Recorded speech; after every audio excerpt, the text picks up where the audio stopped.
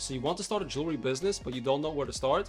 Well, in this video, I will show you how you can start your very own jewelry business. And no, you don't need to have a lot of money or have some kind of fancy education. In this video, we're going to break down this business and I will show you the entire step-by-step process of how to make jewelry.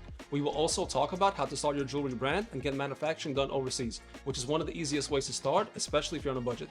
We will talk about how to take orders for custom jewelry, the easiest ways to start selling jewelry, and much, much more. Let's not waste any time and get right into it. So for those of you that are new to the subject, let me explain the process of how to make a piece of jewelry first. The process is very simple. The first thing that you want to do is get a 3D design. We're going to grab this file from a site called CG Trader, but I suggest you write down all the ideas that you have about your collection, draw them out, and then get a 3D designer to make them. I will show you how to do this later on in the video. You don't want to sell the same thing as everyone else. When you're starting out, I suggest you start with pendants. Pendants have the highest chance of selling fast because they're all one size and they're all universal. Rings come in different sizes, so it takes longer to find a customer for the exact size ring that you're selling. Most people won't be able to start a huge business with a ton of inventory because that's going to take a lot of money. So you can start with pendants first and then move on to other things such as earrings, rings, and chains and bracelets when your business grows and you have more money for inventory. So this right here is obviously a very simple design, and this design is common. Again, I strongly suggest that you guys make a unique collection of products to make sure your brand stands out. One of the biggest mistakes new businesses make is they download files from CG Trader and sell the same thing as everyone else. That's a huge mistake. You need to plan out your collection and ask yourself how your jewelry stands out from everyone else's. You have to be creative. The rule is, if you wouldn't wear it, don't make it.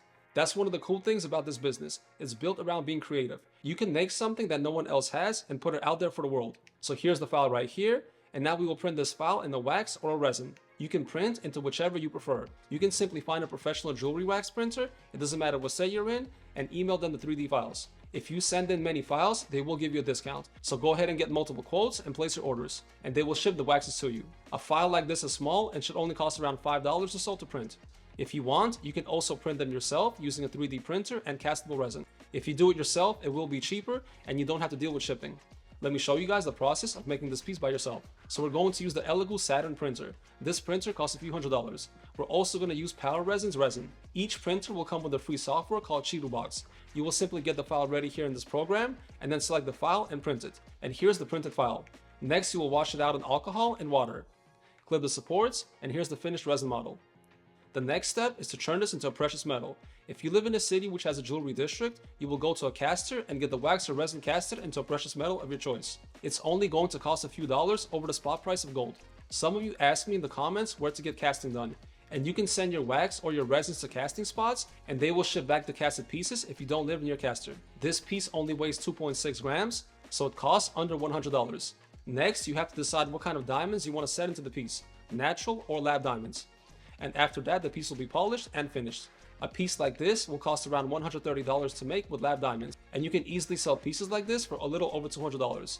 So to have a decent sized inventory of similar products of around 100 pieces, you will need around $10,000. The more inventory of different types of jewelry you have, the faster you can sell products. But there is another way to start a jewelry business, and that is to manufacture jewelry overseas and sell cheaper jewelry.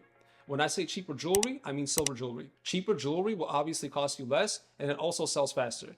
It's easier to sell a $50 piece of jewelry than it is to sell a $200 piece of jewelry. And you can also start with a smaller amount of money. And if you don't live near a jewelry district, this is much easier than sending stuff back and forward. You also don't have to waste time going to get things manufactured, and you don't have to deal with people. And the finished product will always be flawless quality. This can also be done from anywhere in the world, regardless of what country you live in.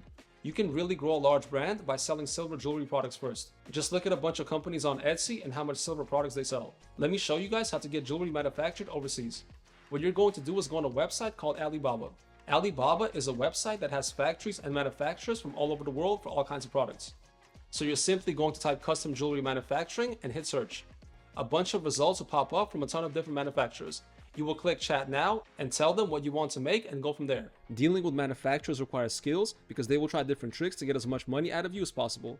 So you will have to negotiate with them. If you want to learn the correct way to do this, be sure to check out my course. I go deep into negotiating with manufacturers, and this course will teach you absolutely everything that you need to know about starting a jewelry business. Let me show you a product that we made at this order and how much I paid for it. All of these products are solid sterling silver and real gold plated. So this Cuban ring right here costs us $28 to make. And by the way, it's possible to get cheaper prices. This was for a small order. When you start your business, you want to sell on as many platforms as you can. That means eBay, Etsy, and others.